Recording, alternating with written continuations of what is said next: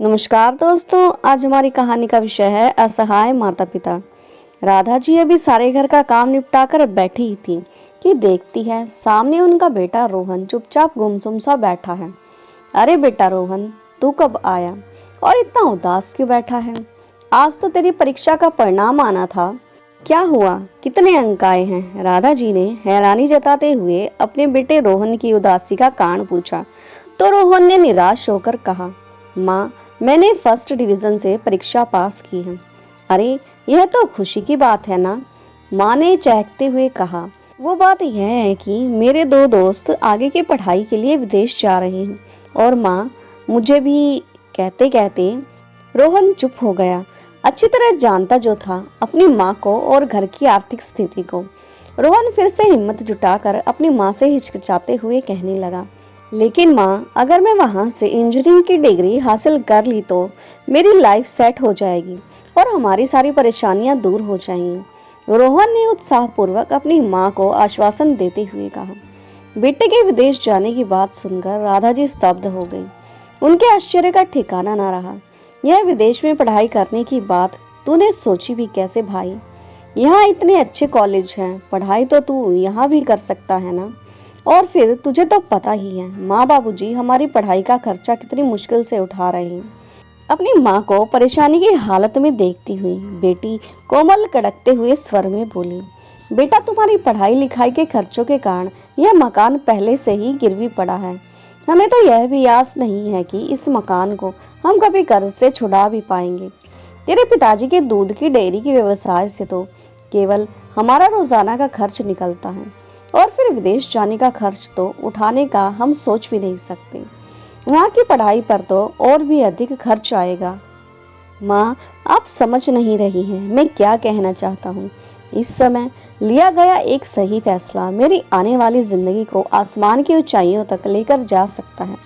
वहाँ से पढ़ाई करने के बाद सफलता मेरे कदम चूमेगी, हमारी जिंदगी बदल जाएगी माँ। और फिर मैं अकेली थोड़ी ना जाऊँगा, मेरे दोस्त भी तो हैं।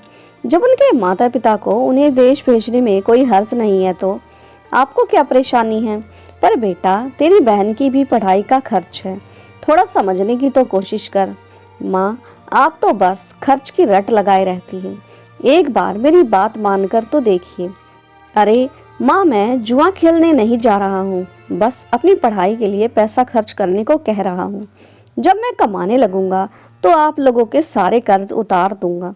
क्या बातें चल रही हैं माँ बेटे में? अरे, आप आ गए, थक गए होंगे ना, मैं आपके लिए पानी लेकर आती हूँ। रामलाल जी के घर में आते ही अचानक सन्नाटा पसर गया। पानी देते हुए राधा जी बोली, आप ही समझाइए अपने बेटे को, इसके साथ अब और बहस करना मेरे बस की बात नहीं। पिताजी, अगर मैं अपनी जिंदगी में कुछ करना चाहता हूँ, इस मध्यम वर्गीय स्तर से ऊपर उठना चाहता हूँ, तो इसमें हर्ज ही क्या है? अब मैं अपनी खुशियों को और मारकर नहीं जीना चाहता। मेरी भी कुछ इच्छाएं हैं जिन्हें मैं पूरा करना चाहता हूँ। बेटा, तो किसने मना किया है? साफ साफ बताओ, क्या कहना चाहते हो? विदेश में पढ़ाई करने की जिद किए बैठा है आपका लाडला। मैं पूछती हूँ, आखिर इतना पैसा आएगा कहाँ से? रामलाल जी को यह बात सुनकर कुछ हैरानी हुई, लेकिन फिर बात संभालने की कोशिश करते हुए बोले, राधा, हमारा बेटा बड़ा हो रहा है, हर बात पर डांटना ठीक नहीं है। तुम जाओ, मेरे लिए चाय बनाकर लाओ, मैं इसे समझाता हूँ। बेटा, तुम्हें पता है हमारी वित्तीय स्थिति कुछ ठीक नहीं है। अपने पुरखों का यह घर गिरवी रखकर तुम दोनों बच्चों को अच्छे स्कूल में पढ़ाया लिखाया है। हमने सोचा था फिर कमा लेंगे और घर छुड़ा लेंगे, लेकिन वह दिन आज तक नहीं आया। सुबह से लेकर रात तक मैं दूध की डेयरी संभालता हूँ। सारा दिन मेरे कपड़े गोबर से सने रहते हैं, लेकिन मैंने आज तक तुम्हें अपनी पढ़ाई छोड़कर मेरे काम में मदद करने को नहीं कहा, ताकि पढ़ाई से तुम्हारा ध्यान ना भटके। लेकिन इसका मतलब यह तो नहीं कि तुम जो चाहे फरमाइश करो और हम पूरा करते जाएं। और फिर 4-5 साल बाद तुम्हारी बहन की भी तो शादी करनी है, तो मैंने कब मना किया पिताजी? बस मेरी एक इच्छा पूरी कर दीजिए। अपनी नौकरी लगते ही मैं आपको पैसा भेजना शुरू कर दूंगा और उससे आपका सारा कर्ज भी उतर जाएगा और आप कोमल की शादी धूमधाम से कीजिएगा। श्रीमती जी, मुझे आज अपने बेटे की बात जायज लग रही है। अगर वह अपनी और हमारी जिंदगी संवारना चाहता है तो इसमें हमें कोई एतराज नहीं होना चाहिए। मेज पर चाय रखते हुए राधा जी से रामलाल जी ने कहा, लेकिन उसे विदेश भेजने का और वहां पढ़ाई करवाने का जो खर्चा आएगा वह हम कहां से भरेंगे? यह सोचा है आपने? उसका भी इंतजाम हो जाएगा। पति की बात सुनते ही राधा जी सोच में डूब गई। अपने पति की फिक्र और बेटे की जिद उन्हें अंदर ही अंदर खाई जा रही थी। सारा पैसा बेटे पर ही लगा देंगे तो बेटी का क्या होगा? एक तो पहले ही कर्ज में डूबे हुए हैं, ऊपर से एक और मुसीबत। राधा जी के बार बार मना करने पर भी आखिरकार रामलाल जी ने रोहन को स्वीकृति दे दी। यह बात सुनकर उत्साहित होकर रोहन अपने पिता के गले से लग गया और दौड़ते हुए अपने दोस्तों से मिलने निकल पड़ा। उसने विदेश में पढ़ाई करने के लिए कॉलेज का फॉर्म भी भर दिया, यह सोचते हुए कि यदि पिताजी ने कहा है तो पैसों का इंतजाम कर ही देंगे। रात का खाना खाकर जब राधा जी बिस्तर पर गई तो देखा रामलाल जी करवटें ले रहे थे, मगर नींद उनकी आंखों से कोसों दूर थी। आप अभी तक सोए नहीं? जानती हूँ आप दिखाएंगे नहीं, लेकिन चिंता तो आपको हो रही है कि किस तरह पैसों का इंतजाम किया जाए। चिंता वाली कोई बात नहीं है। मैंने सोच लिया है कि मैं अपनी दूध की डेयरी को गिरवी रख दूंगा। उससे इतना पैसा तो आ ही जाएगा कि रोहन को विदेश भेज सके और कॉलेज में दाखिला करवा सके। यह सब सुनकर राधा जी की आंखें भर आई। लेकिन जी, हमारा घर उसी दूध की डेयरी से चल रहा है। अरे तुम यूं ही फिक्र कर रही हो, मैंने सब हिसाब लगा लिया है राधा। जब रोहन की पढ़ाई पूरी हो जाएगी तो पता भी है वह कितना कमाने लगेगा। इतना पैसा घर में आएगा कि आज तक का सब कर्ज उतर जाएगा, हमारा घर भी छुड़ा लेगा और दूध की डेयरी भी। अपनी जिंदगी तो जैसे तैसे कट गई है, लेकिन अपने बेटे का करियर बन जाए और दोनों बच्चों की जिंदगी संवर जाए तो मेरी जिंदगी का मकसद पूरा हो जाएगा। उसके बाद मौत भी आ जाए तो कोई गम नहीं। यह सब सुनते ही उनकी पत्नी का दिल भर आया और रुंधे हुए गले से कहने लगी, यह आप क्या कह रही हैं? मुझे तो केवल आपका ही सहारा है। आप हैं तो मेरा चेहरा चमकता है। कहते हुए राधा जी की आंखें भर आई। ठीक है, आपकी जो इच्छा वो कीजिए, मैं आपको मना नहीं करूंगी, लेकिन आगे से ऐसी बातें जुबान पर लाए तो मुझसे बुरा कोई नहीं होगा। रामलाल जी ने अपनी पत्नी को तो जैसे तैसे समझा बुझाकर चुप कर लिया, लेकिन चिंता तो उन्हें भी अंदर ही अंदर खाए जा रही थी कि यह सब कुछ होगा कैसे। कितने अरमानों से बाबूजी ने दूध की डेयरी खोलकर दी थी। मुझे आज भी याद है अपने पिताजी का दिया हुआ घर तो हम आज तक छुड़ा नहीं पाए। अगर दूध की डेयरी भी गिरवी रख दी जाएगी तो महीने का ब्याज चुकाना ही मुश्किल हो जाएगा। सोच सोचकर रामलाल जी को भी अंदर ही अंदर घुटन महसूस होने लगी। सारी रात सोचते हुए निकल गई। अगले दिन सुबह जब राधा जी रसोई घर में काम कर रही थी तो रामलाल जी बोले, अरे राधा, डेयरी के पेपर तो देना। राधा जी का दिल बैठा जा रहा था, फिर भी उन्होंने जैसे तैसे कागजात निकालकर अपने पति के हाथों में थमा दिए।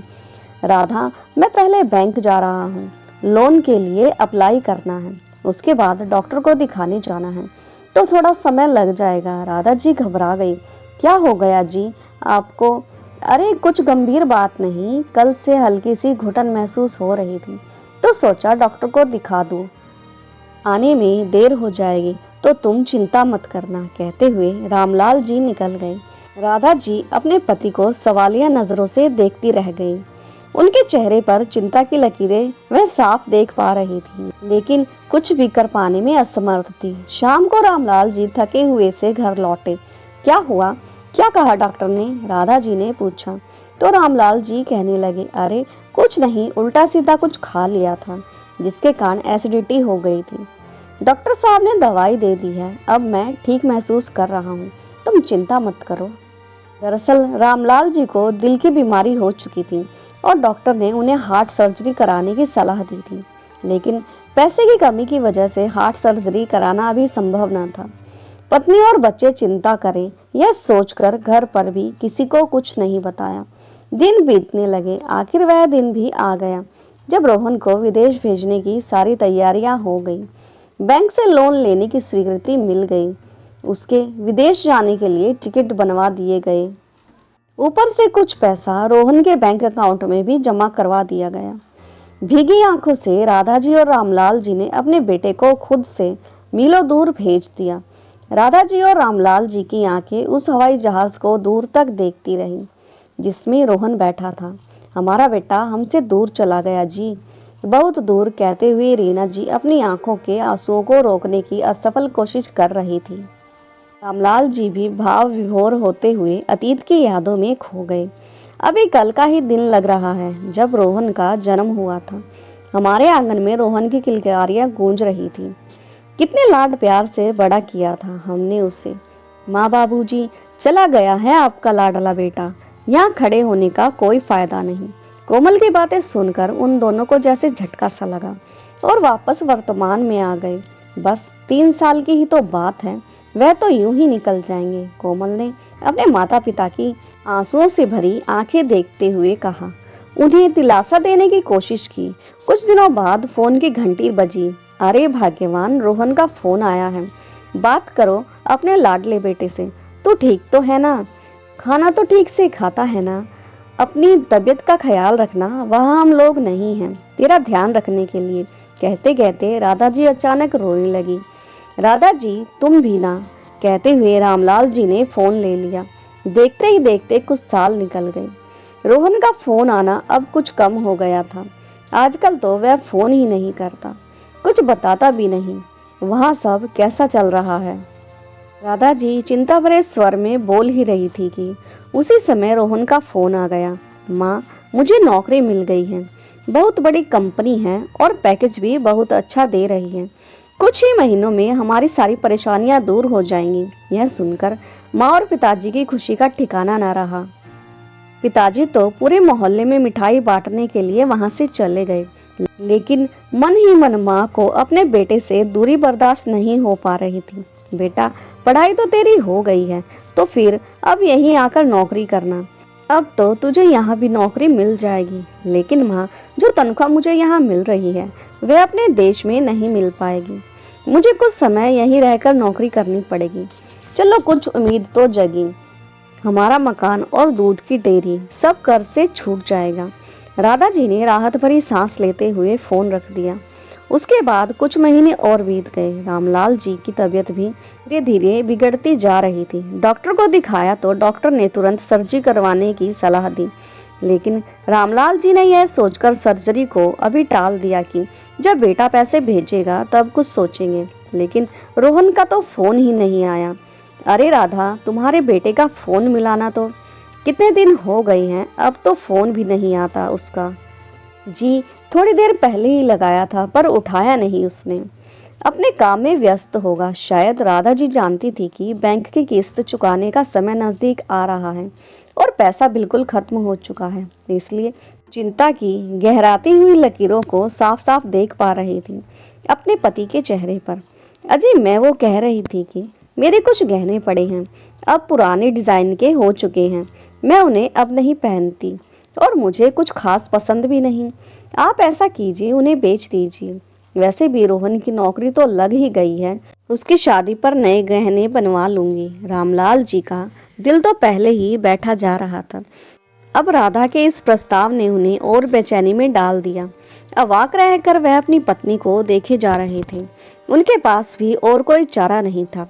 सारी जमा पूंजी भी खर्च हो गई थी और रोहन, जिसके कारण यह नौबत आ चुकी थी, उसने एक पैसा भी अपने माता पिता के पास नहीं भेजा था। दिल पर पत्थर रखकर उन्होंने अपनी पत्नी के गहने बेचने पड़े और जैसे तैसे किस्तों का इंतजाम किया। उनके बेटी कोमल अपने माता पिता को इस हालत में नहीं देख पा रही थी। पढ़ाई करते हुए उसने अपने लिए नौकरी ढूंढनी शुरू कर दी ताकि अपने माता पिता के बुढ़ापे की लाठी बन सके। प्रतिभाशाली कोमल को जल्दी ही एक कंपनी में नौकरी मिल गई, जिससे परिवार की हालत को थोड़ा संभाला जा सकता था। फिर एक दिन फोन की घंटी बजी। देखा तो रोहन का फोन था। उसने सबको वीडियो कॉल पर आने को कहा। राधा जी ने अपनी बेटी और रामलाल जी को तुरंत बुलवाया। सुनते हो, रोहन का फोन आया है, वीडियो कॉल पर बुला रहा है। जल्दी से कोमल ने जैसे ही वीडियो कॉल लगाई, देखा तो सामने रोहन एक लड़की के साथ बैठा था। बेटा, यह तुम्हारे साथ कौन है? यह आपकी बहू है माँ, मैंने यहाँ शादी कर ली है। माँ पिताजी के तो पैरों तले से जमीन ही खिसक गई। राधा जी चक्कर खाकर गिरने ही वाली थी कि जैसे तैसे खुद को संभालते हुए बोली, शादी ऐसे कैसे शादी कर ली? हमें बताया तक नहीं। कितने सपने कितने अरमान थे तेरी शादी को लेकर। हमने सोचा था कि अच्छी सी लड़की देखकर धूमधाम से शादी करेंगे। तुमने तो एक झटके में हमारी उम्मीदों पर पानी फेर दिया, हमारे सारे अरमानों को मिट्टी में मिला दिया। पर माँ, आप ये क्या बात कर रही हैं? मैं अब आपके पास वापस नहीं आ पाऊंगा, इसलिए मैंने यहीं घर खरीद कर शादी कर ली है। माँ, अपने बेटे की सारी बातें सुनकर रामलाल जी के दिल को जैसे जोर का झटका लगा। अपनी दवाइयाँ खाने के लिए वह कमरे में चले गए। बेटे का जवाब सुनते ही राधा जी के आंसू बह निकले। कोमल ने उन्हें जैसे तैसे संभाला और कमरे में लेकर आई। सामने देखा तो रामलाल जी हैरानी से उन्हें ही देख रहे थे। आप चिंता मत कीजिए, बस अपनी तबीयत का ध्यान रखिए। आप सुन तो रहे हैं ना मैं क्या कह रही हूँ? रामलाल जी तो बस एकटक उन्हें ही निहार रहे थे। राधा जी बार बार आग्रह कर रही थी, जैसे ही उनके हाथों को पकड़ने लगी, लेकिन उनका हाथ ठंडा पड़ा हुआ था, उनमें जान ही नहीं थी। राधा जी को अचानक एहसास हुआ कि उनके प्राण पखेरु उड़ चुके हैं। राधा जी और कोमल पर तो जैसे आसमान टूट पड़ा। उनके दुख का कोई ठिकाना नहीं रहा। बेटा तो पहले ही घर छोड़कर जा चुका था, अब आप भी, कहते हुए राधा जी बेबस होकर फूट फूट कर रोने लगी। उधर पिता के निधन की खबर सुनकर रोहन अगले दिन की फ्लाइट से अपने घर वापस आ गया और आकर देखा कि पिता को मुखाग्नि उसकी बहन कोमल के द्वारा दी जा चुकी थी। यह सब देखकर रोहन अपने घुटनों पर बैठ गया। अब उसे अपनी भूल का एहसास हो रहा था। भाई, पिता तो तेरा इंतजार करते करते चले गए, और जरा देख माँ की तरफ कैसे बेजान पड़ी हुई है। पर तू तो ऐसा पत्थर दिल निकला कि, कहते हुए कोमल की रुलाई फूट पड़ी। माँ, माँ कहाँ है? रोहन ने पूछा तो देखा एक कोने में निढाल सी पड़ी हुई थी बेचारी। देखते ही माँ से गले मिलने दौड़ पड़ा, लेकिन यह क्या, माँ भी पिताजी के गम में बेजान हो चुकी थी। वह भी इस दुनिया को छोड़कर जा चुकी थी। रोहन फूट फूट कर रोने लगा। आज रोहन को अपने किए पर पछतावा हो रहा था, लेकिन बहुत देर हो चुकी थी। दोस्तों, माँ बाप अपने बच्चों के लिए क्या कुछ नहीं करते। उनकी हर हार जीत के लिए अपना सब कुछ लुटा देते हैं, अपनी सारी खुशियाँ उन पर कुर्बान कर देते हैं। लेकिन वही बच्चे बड़े होकर जब अपने पैरों पर खड़े हो जाते हैं तो अपनी जिम्मेदारियों से भागने लगते हैं। क्यों भूल जाते हैं यह बात कि माता पिता के चरणों में ही स्वर्ग है। सही कहा है, हमारे माता पिता का हमारे जीवन में होना ही सबसे बड़ा आशीर्वाद है। इसलिए माता पिता के दर्द को नज़रअंदाज न करें, क्योंकि जब वे अलग हो जाते हैं तो मुलायम गद्दे पर भी नींद नहीं आती। तो दोस्तों, आपको यह भावुक और प्रेरणादायक कहानी कैसी लगी और कहानी का कौन सा हिस्सा आपके दिल को छू गया, कमेंट करके ज़रूर बताएं। और हाँ, चैनल पर नए हो तो चैनल को लाइक, सब्सक्राइब और शेयर करना ना भूलें। तो मिलते हैं नई कहानी के साथ, तब तक के लिए धन्यवाद।